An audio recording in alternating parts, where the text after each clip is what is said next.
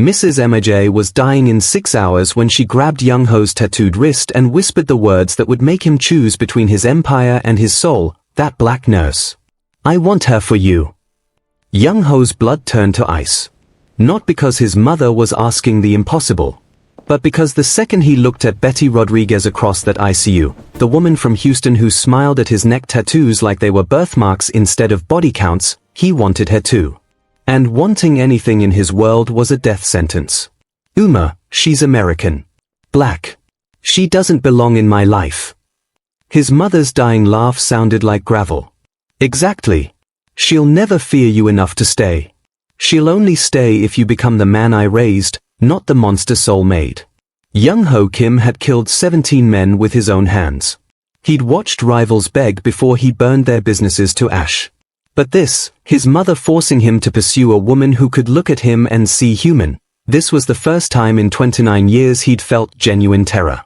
Because if Betty ever said yes, every enemy he'd ever made would hunt her just to watch him break. Please subscribe right now because in the next 30 minutes is where Young Ho chooses between his empire and Betty's life, and the algorithm will hide it from you if you're not subscribed. Drop a comment. Where are you watching from? Texas? Seoul? Lagos? And tell me, would you obey your dying mother's final wish to marry someone dangerous or refuse? Because Betty had 48 hours to decide. And what Young Ho did next made the choice impossible. The morphine drip counted down Mrs. MIJA's remaining hours in precise, clinical drops. Young Ho sat beside her hospital bed, watching the woman who'd raised him fade into translucence. She'd been beautiful once, the kind of beauty that made dangerous men hesitate.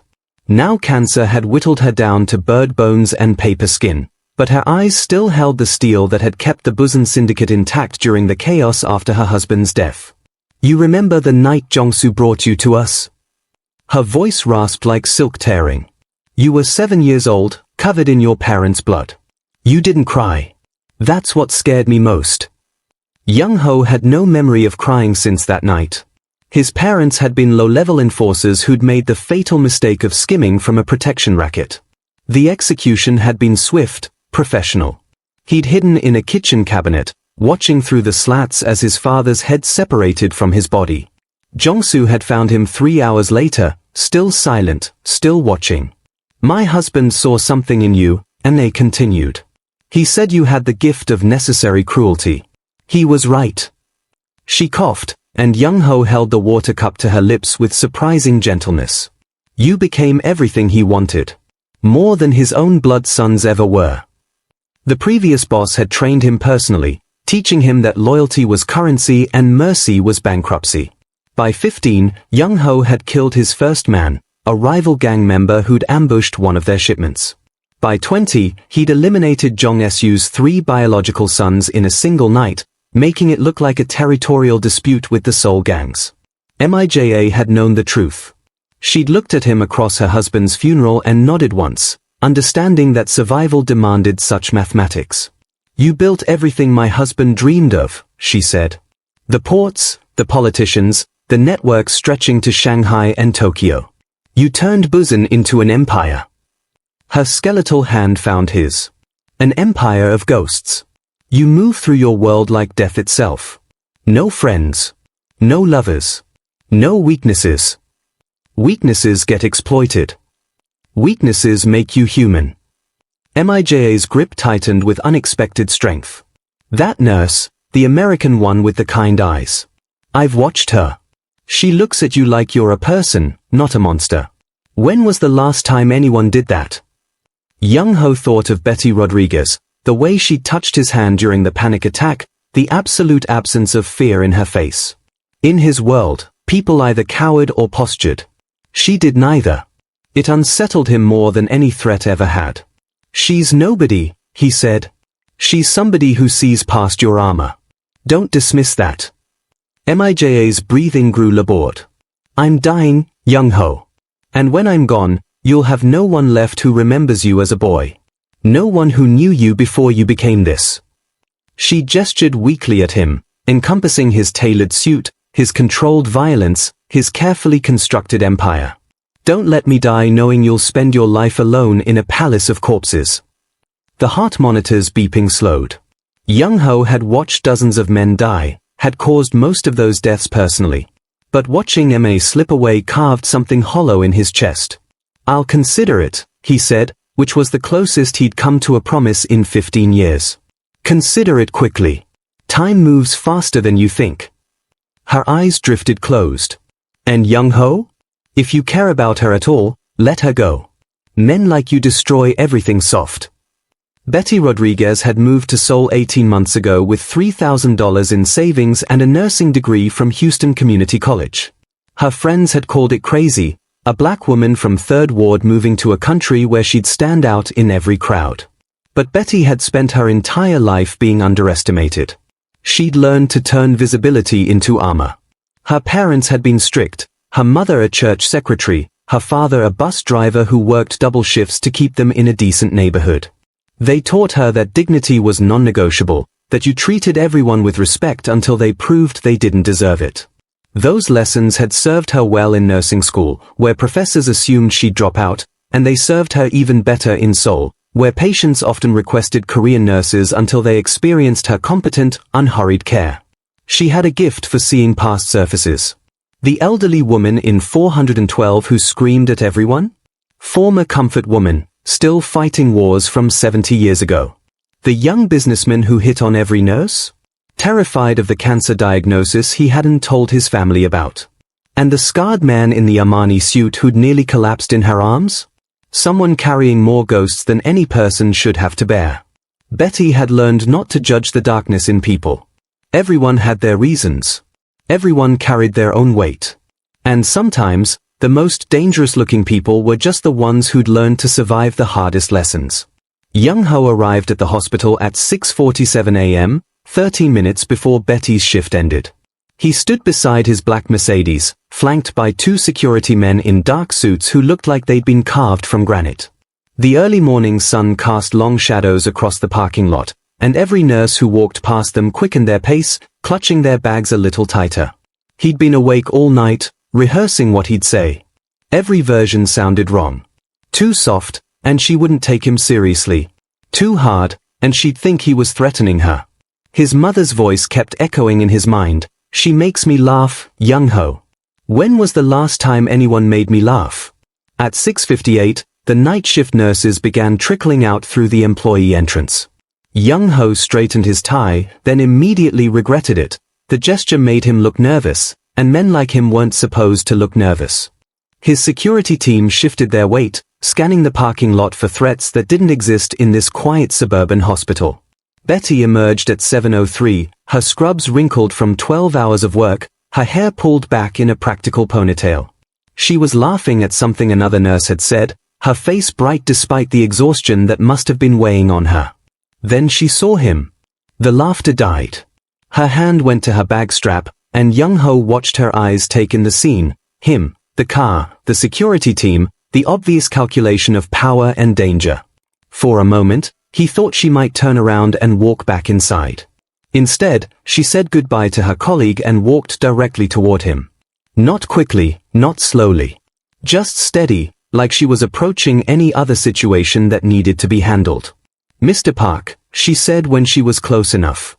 Her voice was neutral, professional. "Is your mother all right?" "She's stable," Young-ho said. Then, because he'd never learned how to do this any other way, he added, "She's dying. But you know that already." Betty's expression softened slightly, but she didn't look away. "I do." Young-ho had planned a speech. Something about gratitude, about his mother's wishes, about wanting to understand why a stranger would show such kindness. But standing there in the morning light, with Betty looking at him like he was just a man instead of a reputation, all those careful words felt hollow. "My mother wants me to know you," he said. "She's been talking about you for 3 weeks. Every day, she tells me something you said, something you did. Yesterday she told me you sang to her. She was having trouble sleeping," Betty said. "Music helps. She wants us to have coffee." Betty's eyebrows rose slightly. "Your mother wants us to have coffee?" "Yes." Young-ho paused. His security team was staring at the horizon, professionally pretending not to listen to their boss fumble through the most awkward conversation of his life. I'm asking if you'll have coffee with me. Just once. So I can tell her we did. And if I say no, then I'll tell her you said no. Young-ho met her eyes. But I'm hoping you won't. Betty studied him for a long moment. He could see her weighing it, the obvious danger he represented, the bodyguards, the expensive suit, everything about him that screamed stay away. But there was something else in her expression too, something that looked almost like curiosity. One coffee, she said finally. Tomorrow morning, after my shift. There's a diner 2 blocks from here. I'll meet you there at 7:15. You come alone. Young-ho blinked. Alone? No bodyguards, no driver waiting outside, no security team making everyone nervous. Just you. Betty shifted her bag on her shoulder. If your mother wants you to know me, Mr. Park, then you're going to have to show up like a regular person. Can you do that? Every instinct Young-ho had developed over 35 years screamed that this was a bad idea. Men in his position didn't go places alone. They didn't make themselves vulnerable. They didn't sit in public diners without someone watching their back. I'll be there, he heard himself say. Betty nodded once, then started to walk away. After 3 steps, she stopped and turned back. Mr. Park? Your mother is a remarkable woman. If you want to understand why I care about her, you should probably start by asking yourself why you don't visit more often. Her voice wasn't cruel, just honest. See you tomorrow.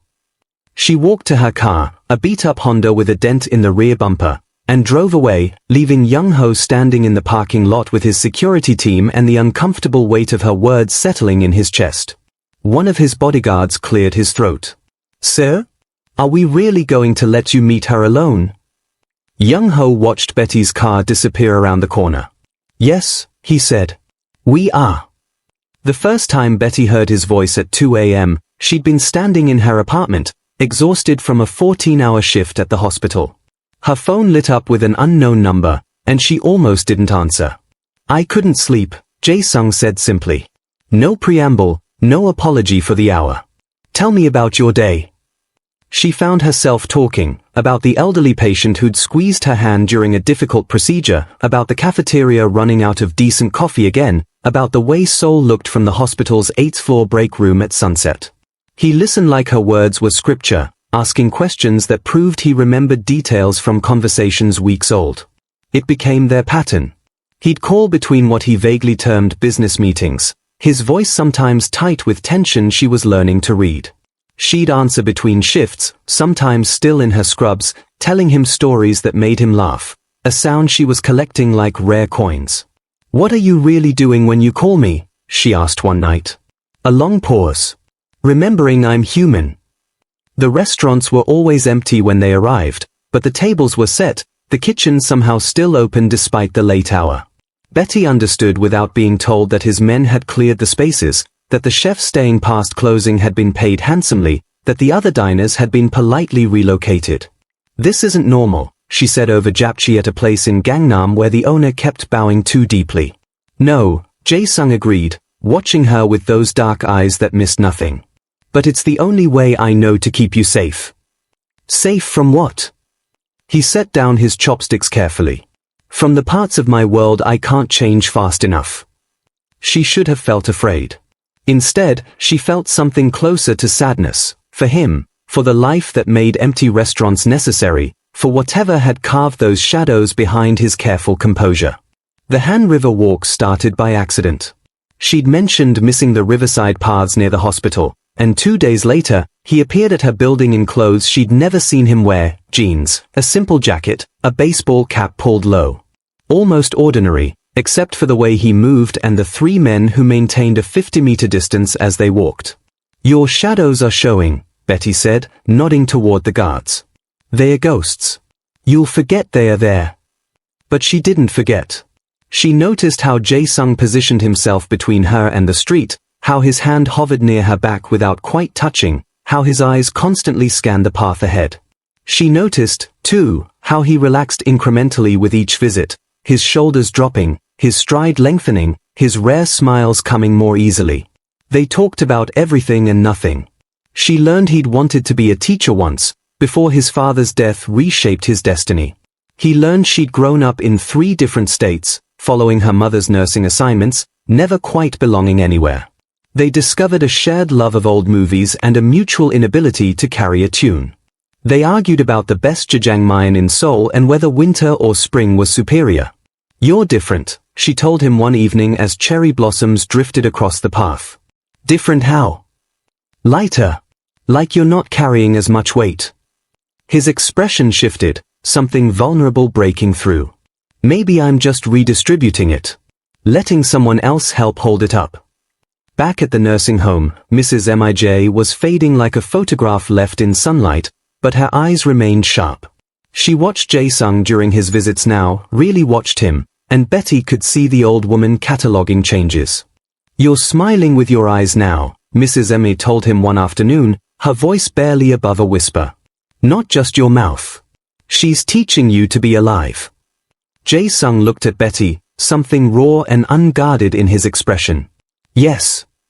"Good," Mrs. Emi said. "About time someone did." Betty was learning his world's geography in fragments, the calls that made his voice go cold and flat, the scars she'd glimpsed when his sleeve rode up, the way people moved around him like he generated his own gravity field. She understood now what he was, even if he never said the words explicitly. The money, the guards, the careful choreography of their meetings, it all spelled out a truth she couldn't ignore. She should have run. Every rational part of her knew this. Instead, she found herself looking for him in crowds, learning the sound of his footsteps, memorizing the way he took his coffee. She saw past the armor to the man beneath, the one who remembered every story she told, who listened like her words mattered, who was fighting so hard to be more than the life that had claimed him. "I know what you are," she told him one night along the river. He stopped walking. And I'm still here." Jae-sung entered the penthouse at 3 in the morning with the kind of silence that made Young-ho's blood run cold. His head of security never showed up unannounced at this hour unless the situation had already moved beyond containment. Young-ho was still awake, staring at the city lights from his office window, thinking about Betty's laugh from earlier that evening when she'd burned the Kim Kai stew they'd attempted together. The memory evaporated the moment he saw Jae-sung's expression. "Show me," Young-ho said, already knowing it would be bad. Jae-sung laid out a series of photographs on the mahogany desk like he was dealing cards in a game Young-ho had already lost. Betty leaving her apartment building. Betty at the corner market buying vegetables. Betty walking through Namsan Park with her ridiculous yellow umbrella that she insisted made rainy days less depressing. Each photo was time-stamped, annotated with locations, patterns documented with the precision of a military operation. "The Jade Serpent Triad," Jae-sung said quietly. "They've been watching her for 2 weeks. These are just the surveillance shots they wanted us to find. There are probably dozens more we haven't intercepted." Young-ho's hands flattened against the desk to keep them from shaking. "Security detail?" "Already in place, but sir, they're not trying to take her. Not yet. They're mapping her routine, studying her vulnerabilities. Testing your reaction. They want you to know they can reach her whenever they choose." The photographs blurred together as rage and terror fought for dominance in Young-ho's chest. He'd known this was possible. He'd known getting close to Betty meant painting a target on her back. But knowing something intellectually and seeing evidence of the threat breathing down the neck of the woman he loved were entirely different experiences.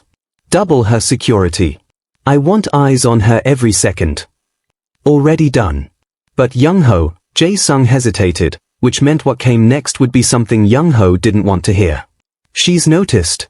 She called the detail creepy stalkers yesterday and tried to lose them in Myeongdong." Under different circumstances, Young-ho might have smiled at that. Betty's stubborn independence was one of the things he loved most about her. Right now, it terrified him. "I'll talk to her," he said, already dreading the conversation. Jae-sung gathered the photographs, but his expression remained grave. "Sir, there's another option. We could relocate her. Get her out of Seoul entirely until we've neutralized the threat." "You mean hide her away like a dirty secret?" "I mean keep her alive." Young-ho stared at the empty space where Betty's photographs had been, seeing her face in every shadow. Get out. Jae-sung left without another word. Young-ho went to Betty's apartment as dawn broke over the city, using his key for the first time since she'd given it to him 3 weeks ago with a teasing smile and a comment about how she expected him to use it for surprise breakfast visits, not brooding midnight intrusions. She was already awake, standing in her tiny kitchen in an oversized t-shirt and mismatched socks, humming something off-key while the coffee maker gurgled. She turned when she heard him, and her smile died when she saw his face. "You need to leave Seoul," he said without preamble, because dragging it out would only make it harder. "There's a situation. It's not safe for you here." Betty set down her coffee mug with deliberate care. "A situation? People who want to hurt me are watching you. I've arranged everything. A place in Jeju, security, enough money to..." "To what? Hide? Wait until you decide it's safe for me to exist in your world again. To stay alive, Betty. These aren't people you negotiate with or reason with. They hurt the people I care about to hurt me, and I won't." His voice cracked. "I can't let them use you against me. So your solution is to make me disappear. My solution is to protect you. By treating me like I'm something to be managed and controlled and hidden away when I become inconvenient." Betty's voice was shaking, but not with fear. With fury. "I won't be tucked into some safe house like I'm your shame. Like I'm something you need to apologize for. That's not." "Then what is it, Young-ho? Because from where I'm standing, you're doing exactly what you promised you'd never do. You're deciding what's best for me without including me in the decision." Young-ho felt something crack inside his chest. "I'm trying to keep you alive. By pushing me away. By making me leave everything I've built here. My students, my life, She stopped, wrapping her arms around herself. "If you want me in your life, I'm in it fully. I'm in it with the danger and the complications and the people who want to hurt you. I'm in it awake and aware and fighting beside you, not locked away in some gilded cage pretending I'm safe while you handle everything alone. You don't understand what these people are capable of. Then teach me." Betty stepped closer, her eyes blazing. "Teach me to survive your world. Show me how to protect myself. Give me the tools and the knowledge and the training to stand beside you instead of behind you. Or admit the truth, you don't actually want me. You want someone you can control, someone who'll stay where you put her and wait for permission to exist in your life." Young-ho stared at her, seeing the woman who'd knelt in his mother's garden and spoken of growth through suffering, who'd looked at his scars and seen beauty instead of damage. She wasn't asking for safety. She was asking for partnership. "They have photographs," he said quietly. 2 weeks of surveillance. They know everywhere you go." Betty's face paled, but her voice stayed steady. "Then I guess we have work to do." Betty stood in the basement training room at 5 a.m., her breath visible in the cold air, watching Dmitri circle her like a predator. The Russian enforcer had broken men twice her size, and Young-ho had assigned him to prepare her for the reality she'd chosen. "In this world," Dmitri said, his accent thick as concrete, "they will not care that you are woman. They will not care that you are small. They will see weakness, and weakness is invitation." He moved without warning, and Betty barely blocked the strike aimed at her throat. The Krav Maga sessions were brutal. No ceremony, no bowing, no philosophy, just raw survival mechanics designed to destroy threats efficiently. Betty learned to strike throats, gouge eyes, break knees. She learned that a small woman's advantage wasn't strength but speed and ruthlessness. Dmitri taught her to fight dirty because there was no other way to fight. By week 2, her body was a constellation of bruises. Young-ho would trace them with careful fingers each night, his jaw tight with the conflict between preparing her and hating what preparation required. But Betty never asked him to stop the training. She understood now that his world didn't negotiate or show mercy to those who couldn't defend themselves. The pistol range came next. The Glock 19 felt heavy in her hands at first, foreign and terrible. The instructor, a former Israeli military operative named Yoel, showed her the mechanics with clinical precision. Stance, grip, sight picture, trigger control. The first shot made Betty flinch, the recoil shocking through her arms. By the 100th, she could put 3 rounds center mass at 15 yards. Good, Yeol said, and coming from her, the single word felt like a medal. Now we practice until you can do it when your hands shake, when you cannot breathe, when someone is shooting back. Betty learned that marksmanship wasn't about courage, it was about muscle memory that functioned when the thinking brain shut down in terror. She practiced drawing from concealment, practiced shooting while moving, practiced clearing malfunctions in the dark. The gun became an extension of her body, its weight a constant presence in the small of her back. The evasive driving course transformed her understanding of vehicles.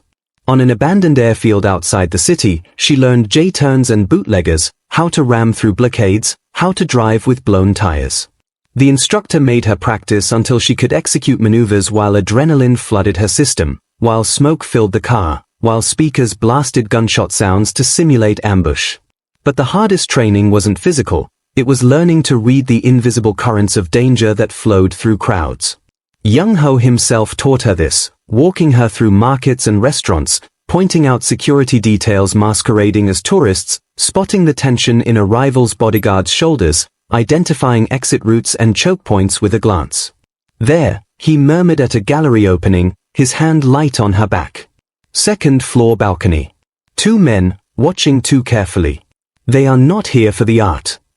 Betty followed his gaze, learning to see what civilians missed. She learned the vocabulary of violence, how men positioned themselves before attacking, how tension rippled through a room when territory was being marked, how to identify who held real power versus who merely performed it. Young Ho brought her into the syndicate's inner workings gradually. She sat silent in meetings where territory was divided, where percentages were negotiated, where blood debts were calculated with spreadsheet precision. His lieutenants had been skeptical at first, some openly hostile to this American woman invading their domain. But Betty didn't try to charm them or prove herself through words. She listened, asked precise questions, remembered every detail.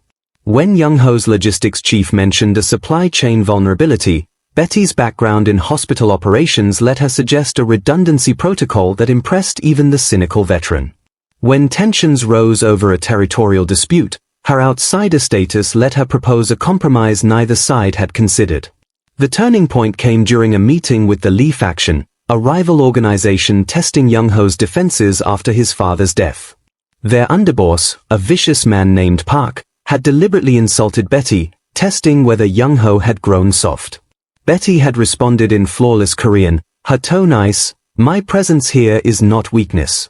It is evolution. The man who cannot adapt dies. You should consider which you prefer to be." The room had gone silent. Park's face darkened, but Young Ho's second-in-command, Jin, had laughed, a sharp, approving bark. The Lee faction left without escalation, and Jin approached Betty afterward. "You have steel," he said simply. "Good. Boss needs someone who makes him stronger, not weaker." Word spread. The American woman wasn't decoration or distraction. She trained like a soldier, thought like a strategist, and refused to bend when tested. Young Ho's men began including her in their black humor, their brutal honesty. She became not an outsider but a strange new element in their dangerous chemistry. Young Ho watched these transformations with complex emotions playing across his face, pride, fear, possessiveness, and something deeper. His Betty was becoming someone who could survive his world, but in doing so, she was also becoming someone forged by its violence. He'd wanted to protect her from this darkness, but she'd chosen to master it instead. Late at night, when training bruises marked her skin and cordite still scented her hair, Young Ho would hold her close and whisper in Korean, "You are magnificent and terrifying, and I do not know if I am saving you or destroying you."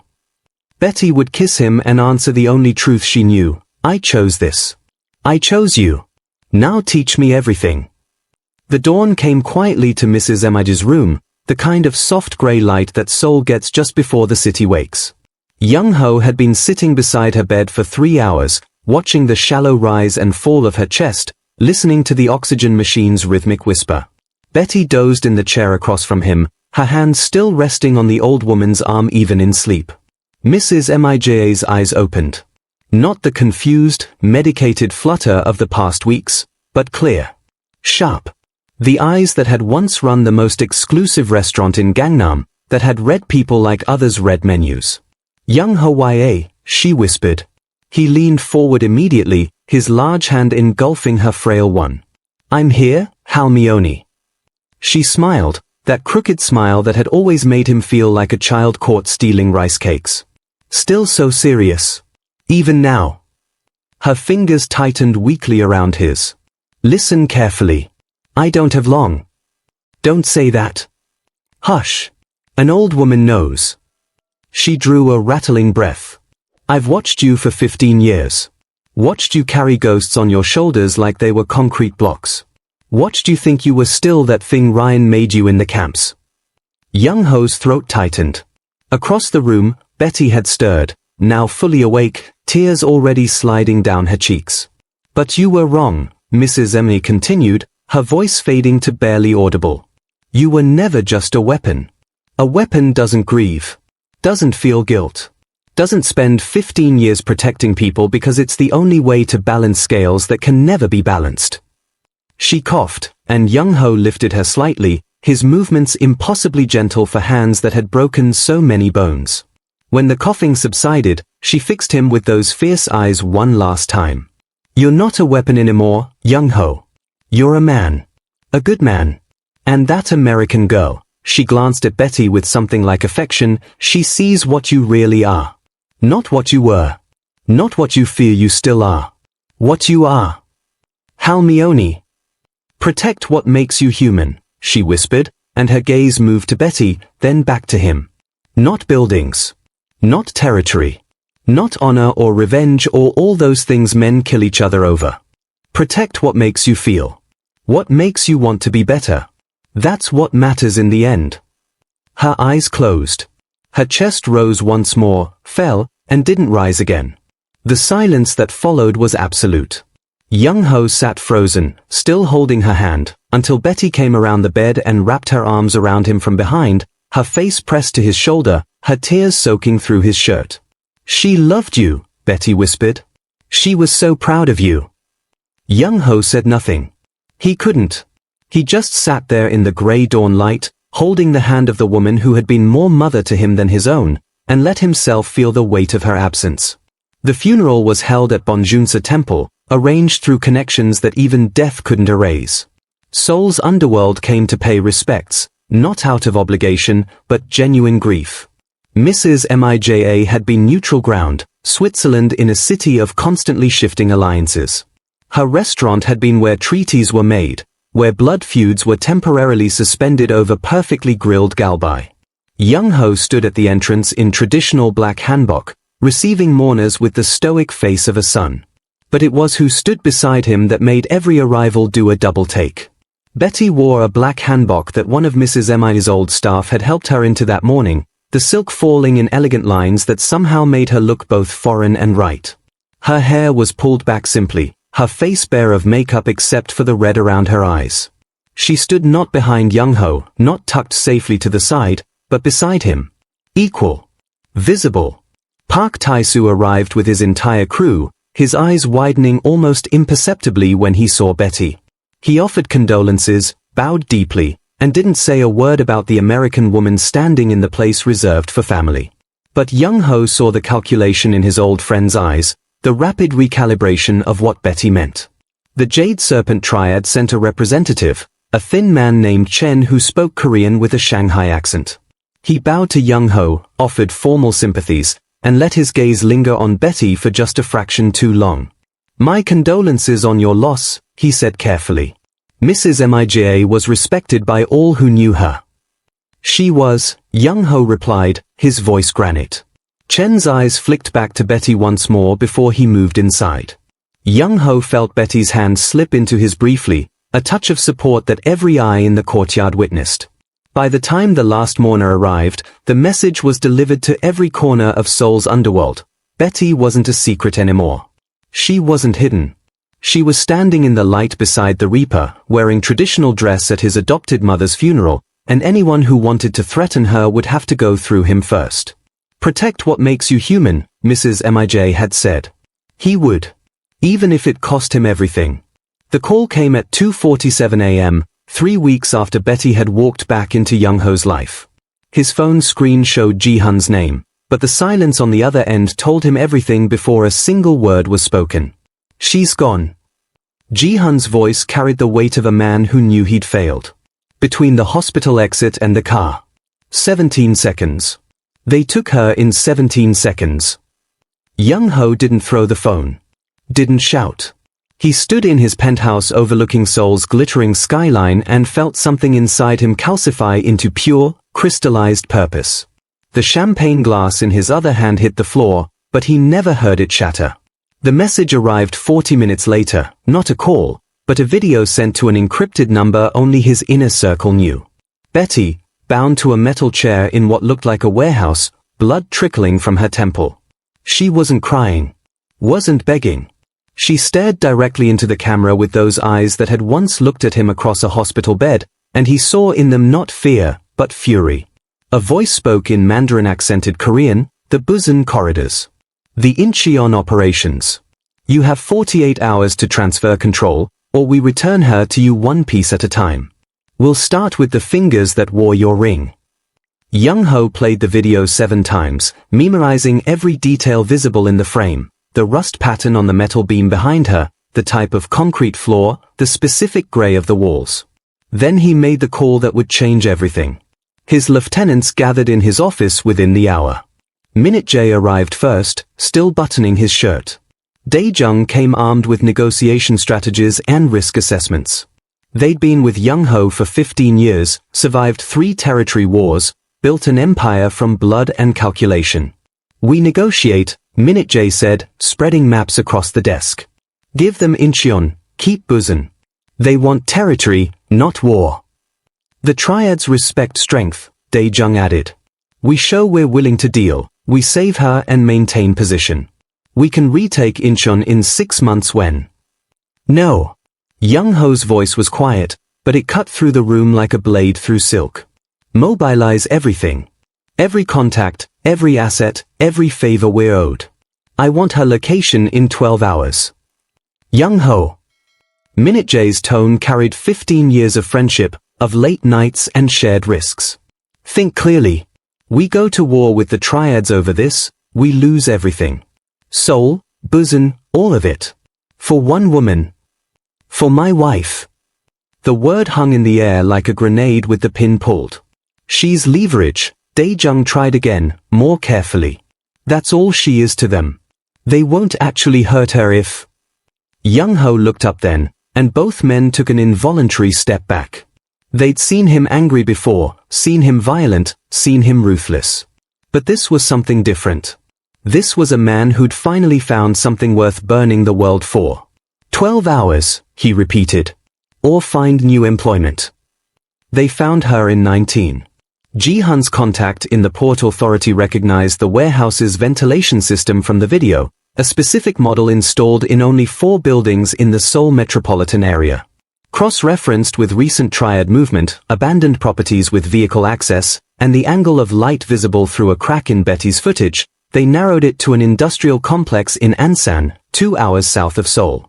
Young-ho studied the satellite images for 7 minutes, mapping entry points and kill zones with the precision of a man who'd spent 2 decades turning violence into an art form.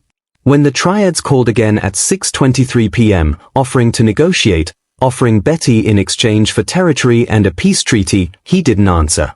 He was already in the car, surrounded by 23 of his best men, each chosen not for loyalty but for lethality. They hit the warehouse at 9:41 p.m. No warning. No negotiation. No mercy. Young-ho went through the north entrance while his teams breached east and west simultaneously. The first triad soldier died before he could raise his weapon. The second managed to fire twice. Both shots went wide as Ji-hun's blade found his throat. The building erupted into choreographed chaos, each of Young-ho's men moving with the fluid brutality of long practice. He moved through the warehouse like a force of nature, past shipping containers and rusted machinery, following the blueprint he'd memorized. The triad lieutenant who'd sent the video tried to use Betty as a shield, pressing a gun to her bleeding temple. He died with Young-ho's knife in his eye socket before he could finish his threat. The entire operation took 11 minutes. 23 triad soldiers dead. Their local leadership decimated. Not one of Young Ho's men seriously injured. Betty was still bound to the chair when he reached her, blood dried on her face but her eyes sharp and aware. He cut her restraints with hands that didn't shake, caught her when she stumbled, held her against his chest as the building burned around them. "Stupid," she whispered against his shoulder, her voice hoarse but fierce. "Starting a war for a dead woman. Not dead yet." His arms tightened around her. And never again. 8 months had transformed the Seoul underworld into something unrecognizable.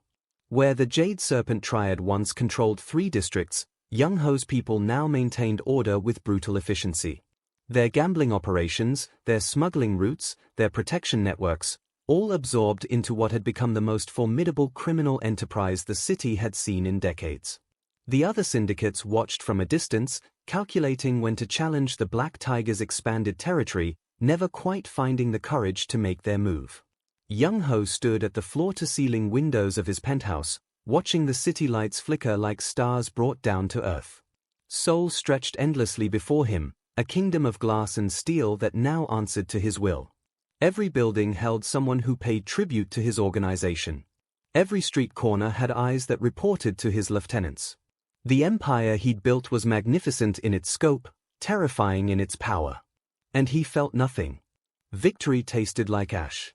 He'd destroyed the Jade Serpent completely. Lee Minutjun's body had been found in the Han River 3 weeks after the warehouse, weighted down with chains, a message to anyone else who thought to threaten what was his.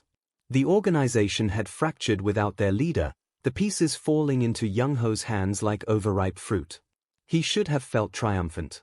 He should have felt vindicated. Instead, he felt tired. "You're brooding again." Betty's voice came from behind him, warm with affection and gentle mockery. "I can tell by the way you're standing. Very dramatic. Very lonely crime lord contemplating his empire." Young Ho turned to find her curled up on the leather sofa, wearing one of his shirts and nothing else, her hair still damp from the shower. The scar on her shoulder, the one from the warehouse bullet, caught the light as she moved. He'd traced that scar 1,000 times in the past 8 months, remembering the moment he'd thought he'd lost her forever. "I was thinking about dinner," he lied smoothly. "Whether the beef needs more garlic. The beef needs you to stop abandoning it to stare moodily at the city." She uncurled herself and padded toward him on bare feet. "Also, you're a terrible liar. You were doing that thing where you mentally catalog everything you control, then wonder why it doesn't make you happy. You think you know me so well. I do know you so well." She slipped her arms around his waist from behind, pressing her cheek against his back. "You're Young Ho Kim, also known as the Black Tiger, Seoul's most feared crime lord. You take your coffee black, you hate mornings, and you make the best bulgogi I've ever tasted. You also have this ridiculous habit of trying to carry the weight of the world alone, even though I keep telling you that's what I'm here for." He covered her hands with his, feeling the simple gold band on her left ring finger. They'd married quietly 3 months ago in a small ceremony with only Ji-won and a handful of his most trusted people present.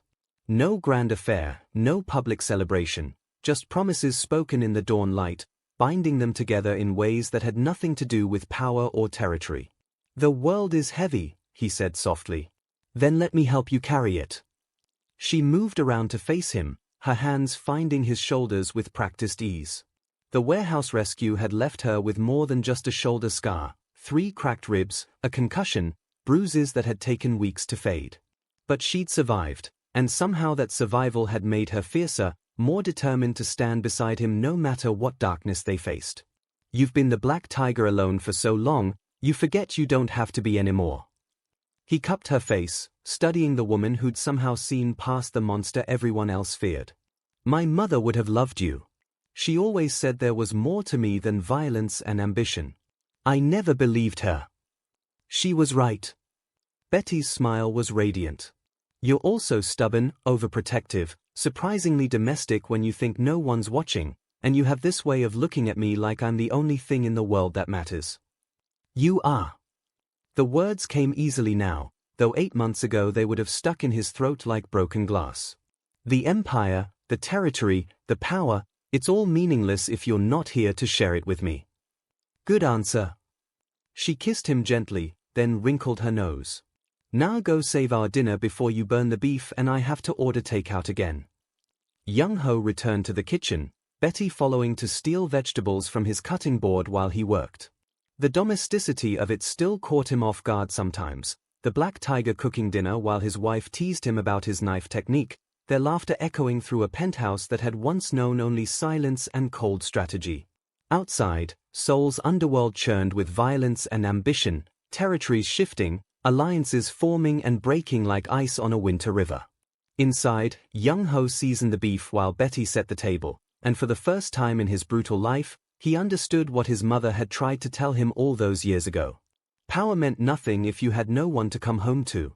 Empire was hollow without love to fill it. He was still the Black Tiger, still feared, still dangerous, but he was also simply Young-ho, loved not despite his darkness but including it, because Betty had looked into his soul and chosen to stay anyway. The beef didn't need more garlic. It was perfect. If you enjoyed this story of love conquering even the darkest empire, like and subscribe for more captivating tales of unexpected romance.